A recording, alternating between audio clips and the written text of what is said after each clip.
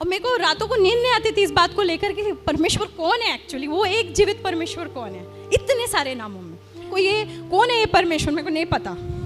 ये खुद सूली पर है, ये मेरी क्या मदद करेगा, ऐसा मैं सोचती थी। और बोले नहीं तुम चलो, तुम लोग को मैं अकेला नहीं छोड़ सकती है होटल रूम में, तुम चलो, तुम लोग बाहर खड़े रहना, अंदर मत आना, तुमको नहीं विश्वास है। मैं बाहर ही खड़ी रही, मैं अंदर नहीं गई। इतना मेरे अंदर वो था कि नहीं जाना है मतलब नहीं जाना, मेरे को नहीं पता, जो चीज़ में मेरे को विश्वास नहीं, मैं क्यों मानूं ऐसा। आज हम आपको दिखाएंगे कि कैसे इंडिया के मशहूर फिल्म स्टार के जीवन की अद्भुत गवाही को सुनकर आप सभी की आंखों में आंसू आ जाएंगे। जब आप उस गवाही को सुनोगे तो प्रभु यीशु मसीह सच में आपसे बातचीत करेंगे। उस गवाही ने ईसाई विरोधियों को भी हिला दिया है। पहले आप सभी उस गवाही को सुनिए, फिर हम आपसे बात करते हैं। आमीन। तो मेरी शुरुआत जब हुई, मैं बहुत छोटी थी, 11 साल के एज में। मैं अन्य जाति से आती हूँ। 11 साल के एज में मेरे को बहुत सारे सवाल आ गए कि बहुत सारे भगवान हैं, बहुत सारे देव देवता है, तो सच्चा परमेश्वर कौन है। वो मेरे 11 साल के एज में मेरे माइंड में आना शुरू हुआ कि हम यहाँ पर है क्यों। हम खाते पीते, शादी करते, बच्चे होते, फिर वो भी बड़े हो जाते, फिर उनका हम देखते, इंश्योरेंस करते, ये करते वो करते, फिर हम भी चले जाते। मकसद क्या है जीवन का, ये 11 साल की एज में है ना। यहाँ पे बहुत सारे ऐसे होंगे, है कि नहीं। आपको भी बहुत कम उम्र में ये बात आई होगी माइंड में, क्योंकि ये बात है ना, प्रभु ने हमारे लिए एक योजना बनाई, इसलिए वो हमारे माइंड में वो चीज़ आती है, क्योंकि वो हमें कहीं ले जाना चाह रहा है। और उस वक्त मुझे यीशु के बारे में कुछ भी नहीं पता था। मैं उस मार्ग में चल ही नहीं रही थी और ना ही मुझे इंटरेस्ट था। मैं सच कह रही हूँ आपको, मैं बहुत ही साधारण इंसान हूँ, आप ही की तरह हूँ, सब कमजोरियों के साथ। मैं वैसे ही थी जैसे आप हो, वैसे ही हूँ। तो मेरे को यीशु में जाना ही नहीं था, मेरे को चिढ़ाती थी एक्चुअली यीशु के नाम से। और कोई मुझे बोलता बाइबल पढ़ो तो मैं बोलती थी नहीं चाहिए, ऐसी थी मैं। लेकिन बाकी सब पढ़ती थी मैं, 6 बार मैंने पढ़ लिया बाकी सब किताबें। क्यों, मुझे इंटरेस्ट था जानने के लिए सच्चा परमेश्वर कौन है, सच्चा परमेश्वर कौन है। एक दिन मैं बहुत ही निराश हो गई। मैं टेरेस पर गई, अपने बिल्डिंग के, वो बंगला था हैदराबाद में, बाजू वाले के बंगले में। हम लोग के पास बंगला भी नहीं था, हम लोग छोटे से घर में रहते थे। तो वो बंगले पे गई और मैंने फूट फूट के रोना शुरू किया। हमारे लाइफ में वैसे भी बहुत प्रॉब्लम्स चल रही थी। फूट फूट के रोना शुरू किया और मैंने बोला तू कौन है, तू मुझे बता, मैं जानना चाहती हूँ तू कौन है। ऐसे आसमान को देख के मैंने बोला तू अदृश्य परमेश्वर, मैं नहीं जानती तू कौन है, पर तू मुझे बता। मैं तेरे को कोई नाम नहीं देती, कोई धर्म नहीं देती हूँ, बट तू मुझे अपने आप को प्रकट कर। मैं सब कुछ तेरे हाथों में छोड़ती हूँ, अब आगे क्या होगा तू ही देख ले, तू मुझे बता तू कौन है बस। और मेरे को रातों को नींद नहीं आती थी इस बात को लेकर कि परमेश्वर कौन है एक्चुअली, वो एक जीवित परमेश्वर कौन है इतने सारे नामों में। और फिर ये मैंने बात उनके हाथों में छोड़ दी। मुझे साइंटिस्ट बनना था, पढ़ाई में बहुत रुचि थी मेरी, और हालांकि पढ़ाई में बहुत गैप्स आए प्रॉब्लम की वजह से। तो जब मैं 10वीं कर रही थी मुझे लगा कि मैं कॉलेज भी जाऊंगी। मेरा प्राइवेट 10th कर रही थी, मैंने फॉर्म्स भी भर दिए थे। ये जब मैं 16 साल की थी, ये तब की बात है। तब तक ये सवाल और भी गहरा होता गया। मैंने गॉड से टेरेस पर ये रो के पूछा। उसके 3 महीने के अंदर कुछ ऐसा बड़ा हादसा हुआ, मेरे पिताजी गायब हो गए। वो मुंबई में रहते थे, हमारे खर्चे के लिए यहाँ से मुंबई से हैदराबाद पैसे भेजते थे। उसी खर्चे पे, उसी पैसे पे हमारा घर चलता था, रेंट, खाना पीना जो भी है। मैं, मेरी मम्मी और मेरी छोटी बहन। अब वो कहाँ गायब हो गए पता नहीं, ना पैसे आ रहे ना फ़ोन आ रहा है, मुंबई फ़ोन कर रहे तो कुछ पता नहीं। ये 3 महीने के अंदर जो मैं टेरेस पे जाके यीशु से, परमेश्वर से, यीशु तो तभी पता ही नहीं था, परमेश्वर से मैंने बोला तू मुझे रास्ता बता, तू कौन है। ये 3 महीने के अंदर ये सब कुछ होने लगा। मेरा SSC कंप्लीट हो गया, तब तक कॉलेज के फॉर्म्स भरने तैयारी हो रही थी। इतने में ये हुआ, मम्मी बोली चलो मुंबई चलते, देखना पड़ेगा किधर है वो, वरना हम लोग गुजारा कैसे करेंगे, कोई नहीं हमारी मदद करने वाला, कोई भी नहीं। क्योंकि मम्मी भी बहुत गरीब परिवार से आती थी, तो डैडी थोड़े से पैसे वाले थे, लेकिन उनके भी बहुत सारे लिटिगेशन प्रॉब्लम्स, ये वो बहुत कुछ चल रहा था हमारे जीवन में। तो चलो हम मुंबई चलते। तो मुंबई आए हम लोग, ढूंढने लगे, उधार के पैसे लेके आए किसी से, ढूंढने लगे। एक छोटे से लॉज में ठहरे, आज भी वो लॉज वैसे के वैसा ही है उधर, airport palace, Santa cruise east में। अभी भी मैं जाके पिक्चर्स निकाल के लाई वहाँ पे। हाँ, इट्स जस्ट लाइक दैट। कुछ बना नहीं, पेंटिंग नहीं हुई उस बिल्डिंग की ठीक से, वैसे की वैसे ही इतने सालों में। मैं 16 साल की थी तभी। तो उस लॉज में हम लोग ठहरे थे। 10-11 दिन ऐसे ही निकल गए, डैडी मिले ही नहीं। जिधर जिधर हम जाके ढूंढ सकते थे सब जगह ढूंढा, किधर भी नहीं मिले। मम्मी ने बाद में हमको बताया कि उसने सोचा पैसे ख़त्म हो गए, अगले दिन खाने के पैसे नहीं, 4 दिन होटल के पैसे नहीं भरे थे हम लोगों ने। होटल वालों को पता नहीं था, नहीं तो हमारा बोरिया बिस्तर बाहर कर देते, हमको फेंक देते थे बाहर। वो अभी तक मम्मी ने उनको बताया नहीं था कि हमारे पास पैसे नहीं, उनको लगा अब तक दिया है तो दे देंगे आगे। फिर मम्मी ने बताया कि उन्होंने प्लानिंग बनाई थी हमें जहर देकर हमको ख़त्म करना, खुद भी ले लेती थी अगले दिन, ऐसा उनका प्लान था। लेकिन उन्होंने सुना था यीशु के बारे में, बहुत पहले वो यीशु को मानती थी लेकिन पूरा सब छोड़ छाड़ चुकी थी, और अब उन्होंने सुना था एक चर्च के बारे में, तो वो बोली कि चलो चलते। तो मैंने बोला मेरे को नहीं आना है, मैं क्यों आऊँ, मेरे को ये कौन है ये परमेश्वर, मेरे को नहीं पता, ये खुद सूली पर है, मेरी क्या मदद करेगा, ऐसा मैं सोचती थी।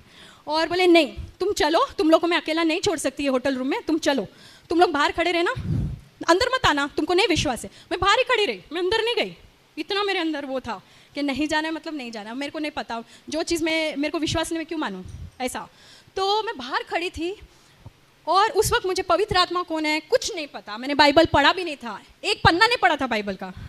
सडनली मुझे वहाँ पर ऐसा महसूस हुआ कि किसी ने ऐसे बकेट भर भर के मेरे ऊपर है ना ऐसा प्रेम उंडेल रहा है, ऐसा शांति, प्रेम, आनंद और जॉय जैसे पूरा मेरे आंखें ऐसे भर आई और मैं रोने लग गई, अनकंट्रोलेबल क्राइम, मेरा पूरा शरीर ऐसे काँप रहा था और मुझे समझ में नहीं आ रहा मुझे उधर क्या हो रहा है। मैं बाहर वरांडा में खड़ी हूँ, अंदर भी नहीं गई, मुझे समझ में नहीं आ रहा है क्या हो रहा है। मम्मी बाहर आई तो बोली क्या हो गया, मैंने बोला कुछ हो रहा है मुझे, तो बोली चल चल अभी चलते। तो मम्मी रूम में आई, कुछ बुकलेट्स थे, वो दोपहर में भी प्रार्थना कर रही थी मम्मी। मेरी सिस्टर को भी इतना कुछ पढ़ा नहीं था, वो समझ ही नहीं थी, वो 12 साल की थी तभी। शाम के 6 बजे मैं अपने रूम का दरवाज़ा, होटल रूम का खोलते, वहाँ पे एक वरांडा है, 3 रूम ऐसे थे, 3 रूम ऐसे, नीचे रिसेप्शन था, छोटा सा लॉज था, बिल्कुल हमारे चौखट के बाहर। अगले दिन खाने के पैसे नहीं हैं, वो उस दिन लास्ट था हमारे पास खाने के पैसे, बिल्कुल हमारे चौखट के बाहर 100 रुपये का ऐसा bundle, just outside our door. ऐसे नोट जो बैंक से निकले हुए, जिसपे एक पेन या पान का दाग नहीं, उन दिनों में तो बहुत गंदे नोट होते थे, ऐसा नोट जैसे अभी किसी ने बैंक से निकाला हो, ऐसा नोट मैं हाथ में, मैं कांप रही हूँ, मैं मम्मी को जाके दिया तो मम्मी ने बोला कि इधर ही रख पैसे, बोलना मत पैसे हमारे पास है, नहीं तो कोई भी बोलेगा मेरा है करके, नीचे जा पूछ कि किसी का पैसा गुम हो गया है या चोरी हुआ है कि क्या है। हो सकता है कस्टमर जब सामने वाला हो उसके पॉकेट से गिर गया हो, नीचे जाके पूछा वो वेटर वो लोग से, तो बोले बेबी ऐसा क्यों पूछ रहे हो, ऐसा तो कुछ नहीं है। तो मैं ऊपर आके मम्मी को बोला ऐसा कुछ नहीं है। फिर हमने वो पैसे गिने, 4 दिन हमारे होटल का उसमें पैसा था, 4 दिन का वो भरने का, और आगे के 3-4 दिन हम 3 टाइम का खाना हम लोग तीनों खा सकते थे, उतना पैसा उस बंडल के अंदर था। मैं बोली कौन है ये भाई, पहली बार गए, मैं तो मानती भी नहीं हूँ, इतने जगह गए, इतना कुछ किया, जीवन ऐसा ही ऐसा ऐसा ऐसा जा रहा है, ये क्या है। एक तो मुझे उधर कुछ महसूस भी हुआ, तो मेरा माइंड वहीं से चेंज होना शुरू हो गया था कि कुछ तो है, something different about this Jesus Christ. तो मैं जानना चाहती, फिर मेरा पूरा वहाँ से उत्साहित था बड़ा, मैं और जानना चाहती हूँ यीशु के बारे में, ये कौन है जो शाम को जवाब आता है, सुबह में प्रॉब्लम और शाम को सल्यूशन। तो मैंने बोला मुझे जानना है। उतने में और भी बहुत सारे चमत्कार हुए। वो एक अंकल थे हमारे वहीं से, मैं जो साइंटिस्ट बनना चाह रही, मैं क्यों आपको ये बता रही हूँ, क्योंकि आप सब भी बहुत आशाएं लेकर बैठे होंगे, मुझे ये बनना है, मुझे वो बनना है, और हो सकता है कि प्रभु की भी इच्छा आपके लिए वो हो, तो वो ज़रूर आपके जीवन में पूरा होगा। लेकिन कभी कभी प्रभु की इच्छा हमारे लिए कुछ और होती है। क्यों? क्योंकि वो जानता है कि आपकी काबिलियत क्या है, वो आपको किस क्षेत्र में इस्तेमाल कर सकता है। ज़रूरी नहीं आपने जो सोचा वही हो, जो क्षेत्र प्रभु आपको लेकर जाएगा वहाँ पर वो आपका पूरा पूरा इस्तेमाल करेगा। कहाँ साइंटिस्ट और कहाँ एक्टर, ज़मीन आसमान का फ़र्क। तो उसके बाद एक अंकल थे जिनके यहाँ मैसेज मेरी मम्मी ने छोड़ा हुआ था, बहुत पुराने पहचान के, जिन्होंने मेरे को बचपन में, आप में से कितने ने देखा है पता नहीं, वीराना फिल्म की थी मैंने, एक हॉरर फिल्म थी जिसमें मैंने हीरोइन के बचपन का रोल किया था, मैं 9 साल की थी तभी, हॉरर फिल्म। तो वो अंकल ने मुझे करवाया था, वो हॉरर फिल्म के राइटर थे। वो आए, वहाँ मैसेज छोड़ा था, वो आउट ऑफ टाउन थे, वो भी सही समय पर आए जब हमारा ये पैसा ख़त्म होने को आ रहा है, वो आ गए। आगे उन्होंने हमारी और मदद की, और सबसे बड़ा चमत्कार, वो वहाँ बैठते हैं, एक फ़ोन लगाते हैं, एक बहुत भले मानुस को, जो एक फैमिली टाइप आदमी थे, बिजनेसमैन थे, उन्होंने फिल्म बनाने की सोची थी लेकिन उनका फिल्म फ्लॉप हो गया था, तो उन्होंने एक ऑफिस कम रेजिडेंस जैसे लेके रखा था शास्त्री नगर, लोखंड वाला, बहुत पॉश एरिया में। अब वो 8 महीने का रेंट भर चुके थे वहाँ पे, और वो ऑफिस यूज़ ही नहीं कर रहे थे, और वो जो लैंडलॉर्ड थी वो पैसे वापस नहीं कर रही थी, बोली कि 8 महीना रह के आप छोड़ दो। वो खाली घर ऐसे ही पड़ा था, फुली फर्निश्ड।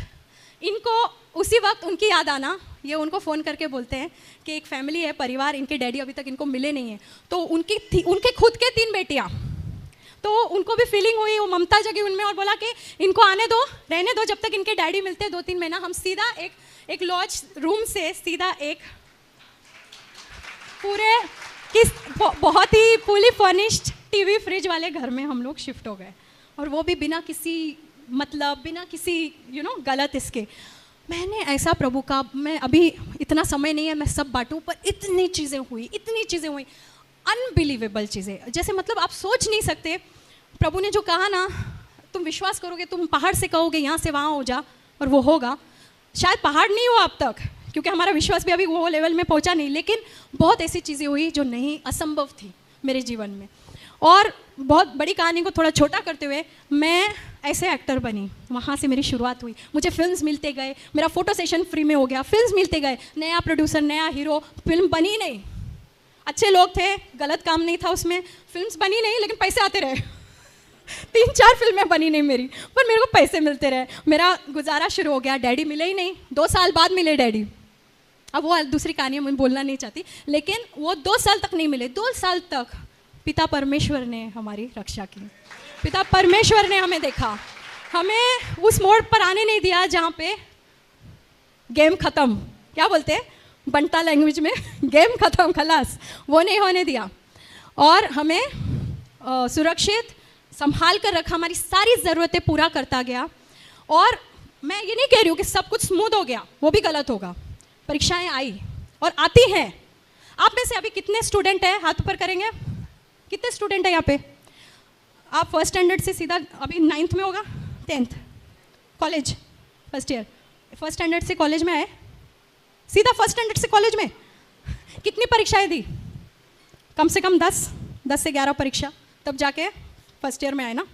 वैसे ही प्रभु के राज्य में भी परीक्षाएं होंगी, क्योंकि अपने को किधर जाना है, दूसरे लेवल में जाना है। इसीलिए प्रभु हमें हमारे नाश के लिए परीक्षा नहीं देता है, हमारे उन्नति के लिए हमें परीक्षा देता है। तो परीक्षाएं बहुत सारी हुई, आमीन। लेकिन प्रभु हर एक से रास्ता बनाता गया, और उसके साथ साथ कुछ और भी होता गया।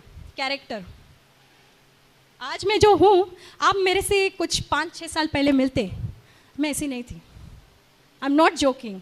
घमंड, गुस्सा, आज भी गुस्से से थोड़ा मेरा पाला पड़ते रहता है, आई एम सॉरी, है मेरे अंदर, प्रभु काम कर रहा है, गुस्सा है अभी भी, बट घमंड, और कभी कभी वो निकल के आता है। आप भी नोट किए होंगे ना, जब कभी कभी समस्या ऐसी हो जाती है तो हमारी परीक्षा होती है, और हमको तब पता चलता है कि हमारे अंदर अभी भी कितना कुछ है बदलने को।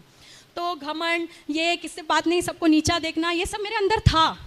लेकिन जैसे जैसे परीक्षाएं होती गई, और उसके बाद प्रभु ने हर परीक्षा के बाद उठाया, आशीषित किया, और कैरेक्टर भी बिल्ड होता गया, चीज़ें बदलती गई अपने अंदर। मेरे परिवार वालों ने देखना शुरू किया, जो मेरे विरोध करते थे कि तुम ये प्रार्थना में क्यों जाती हो, ये प्रार्थना गलत है, इधर मत जाओ, ये लोग गलत है, ये पास्टर लोग गलत है, ऐसा ऐसा बोलते थे, आज वो भी आते हैं प्रार्थना में। आमीन। आप सभी इस वीडियो को अभी छोड़ के ना जाए, आप सभी इस वीडियो को पूरा ज़रूर देखें। जैसा कि आपने वीडियो में देखा, कैसे इंडिया के मशहूर फिल्म स्टार के जीवन की अद्भुत गवाही को सुनकर ऐसा हमारा विश्वास है कि आपका विश्वास परमेश्वर के ऊपर और भी मजबूत हुआ होगा, क्योंकि परमेश्वर का वचन कहता है विश्वास करने वाले के लिए सब कुछ हो सकता है। जब आप यीशु मसीह पर विश्वास करते हैं तो आप याद रखें, आपके अंदर एक ऐसी असीम सामर्थ्य पाई जाती है कि परमेश्वर आपके असंभव काम को संभव कर देता है। अगर आज आप यीशु मसीह पर भरोसा करते हैं और आप बीमारी में पड़े हैं, तो आपकी बीमारी वो चंगाई में बदल सकती है। परमेश्वर का वचन इस बात को कहता है, इस संसार में दूसरा और कोई नाम नहीं जिसके द्वारा हम उद्धार को प्राप्त कर सकते हैं। एकमात्र जीवित और सच्चा नाम यीशु मसीह का है, जिसके द्वारा आप साल्वेशन को प्राप्त कर सकते हैं। अगर आपके जीवन में आज बीमारी है, या आप एक कर्जदार हैं, अगर आपके जीवन में आप मुसीबत से घिरे हुए हैं तो आप यीशु मसीह के वचन पर भरोसा करें। यीशु मसीह आपको हर एक बंधनों से आजाद कर देंगे, क्योंकि परमेश्वर का वचन इस बात को कहता है कि यीशु मसीह इस संसार में बहुत आयत का जीवन देने के लिए आया है। जैसा कि आपने फिल्म स्टार के जीवन की अद्भुत गवाही को सुना होगा कि कैसे परमेश्वर ने उनके मन को, उनके जीवन को पूरी रीति से बदल दिया। उसी प्रकार जब आप यीशु मसीह पर विश्वास करते हैं तो परमेश्वर आपके जीवन में बड़े बड़े आश्चर्य कर्म करते हैं। लेकिन परमेश्वर का वचन इस बात को कहता है, सत्य को तुम जानोगे और सत्य तुम्हें स्वतंत्र करेगा। और सत्य हमारा यीशु मसीह है। हम जब यीशु मसीह को पहचानते हैं तो हमें हर एक बंधन से आजादी मिल जाती है, क्योंकि परमेश्वर का वचन इस बात को कहता है, ना तो बल से ना तो शक्ति से, परंतु प्रभु यीशु मसीह की आत्मा के द्वारा हर एक बंधन टूट जाते हैं। परमेश्वर का वचन इस बात को कहता है, यीशु मसीह इस जगत में इसलिए आया है कि हम जीवन को पाए और अनंत जीवन के हम वारिस हो सके। अगर आज आप यीशु मसीह पर विश्वास करते हैं और लोग आपको ताने मारते हैं तो आप डरे नहीं, क्योंकि परमेश्वर का वचन इस बात को कहता है कि तुम्हारे नाम स्वर्ग में जीवन की पुस्तक में लिखे गए हैं। क्योंकि यीशु मसीह का वचन इस बात को कहता है, मसीह में किया गया परिश्रम आपका कभी भी व्यर्थ नहीं जाता है। बताना चाहता हूं, जैसा कि आप सभी जानते होंगे, वो लगातार इस बात को कहते आ रहे हैं कि हमें आने वाले समय के लिए तैयार रहना है। और जो लोग यीशु मसीह पर विश्वास नहीं करते उनको भी हमें प्रार्थना में उठाना है। जैसा कि आप जानती होंगे कैसे आज मसीह समाज वो संकट में पड़ा हुआ है। ईसाई विरोधी जो लोग यीशु मसीह के नाम पर विश्वास नहीं करते, मसीह विरोधी ईसाइयों को सताते हैं। लेकिन परमेश्वर का वचन इस बात को कहता है, धन्य हो तुम जब मनुष्य मेरे कारण तुम्हें निंदा करे, तुम्हें सताए, तब आनंदित और मगन होना, क्योंकि स्वर्ग में तुम्हारे लिए बहुत बड़ा प्रतिफल है। आज आप यीशु मसीह के वचन पर भरोसा करते हैं और आपके जीवन में आप विरोध का सामना कर रहे हैं, तो परमेश्वर आपको बहुत बड़ी ऊंचाई पर लेकर जाने वाला। अगर आपके पास बाइबल नहीं है या आपको नई बाइबल चाहिए तो मैं आपको बताना चाहता हूं, अगर आपको मराठी में या इंग्लिश में या हिंदी में या पंजाबी लैंग्वेज में बाइबल चाहिए तो दिए गए नंबर पर आप हमें व्हाट्सएप पर मैसेज करें। आप हमें व्हाट्सएप पर ही मैसेज करें और आपको बाइबल का एडवांस पेमेंट करना होगा। अगर आपको किसी भी तरह की बाइबल मंगवानी है तो आप हमें ज़रूर बताएं। आप सभी इस गवाही को सुनकर क्या कहेंगे, आप हमें जरूर बताएं। प्रभु यीशु मसीह का वचन इस बात को कहता है, परमेश्वर के लिए कोई भी काम कठिन नहीं है। आप सभी इस गवाही को एक व्यक्ति के साथ जरूर शेयर कर दें, ताकि वह व्यक्ति आपके द्वारा नरक की आग से बचाया जाए। इस वीडियो को, इस गवाही को एक लाइक कर दे, विश्वास से कमेंट में आमीन लिख दे। परमेश्वर आपको आशीष दे।